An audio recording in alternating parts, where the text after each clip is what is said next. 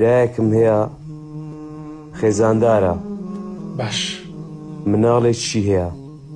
باشە. نوێژ ناکە.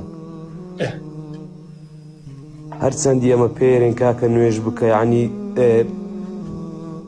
ناو قەبری لۆ دەنێرین، مامۆستای ئاینی لۆ دەنێرین. ئەرێ من زیاتر لە مامۆستایەکانە زانم، ئەو شتانەوە مەنێرن. نازام چی لێ بکەین. والله برای جا خۆ چی لێکەیت؟ کابرا ختم الله على قلبه، مردراوە لەسەر دڵی تر کە بە مامۆسای ئاینی و بە ئامۆژگاری جەنابتان و بە نەسیحەت و ڕەنگە لێدان و کۆمەڵی قسەی زبر و ئەمانە نایەتە سەر ڕێگا، کەواتە کابرا ڕێگەی خۆی هەڵبژاردووە. یعنی چی لێکەیت؟ حتمما هەر بە نەسیحەتە بێ جا خۆ نایکوژیت. بەخوای ئەمن بە بابم گوتیە، گوتتم برایش کەشمان هەیە، برا گەورەمان پێم گوتیە لە کنەمە دەریکە، یعنی هەر جیرانی مەشە. بەڵێ نازانم گونەعبارە بینیان نا.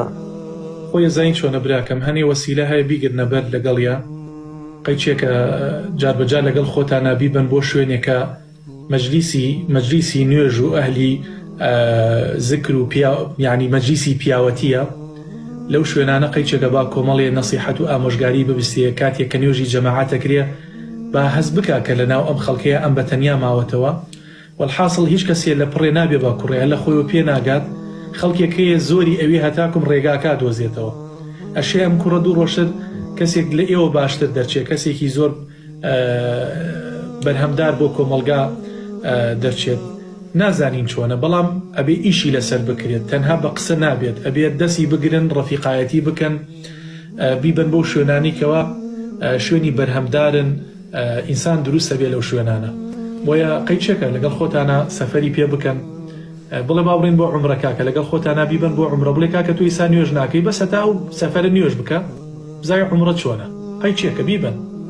مامۆستا ناهێ، پێمان گوتیە زۆر دەرێ نایم، بەخۆی دوکاندارە لە سەعات 6 بەیانی دەستێ دوکانێت تا 11 شەو نایەتەوە.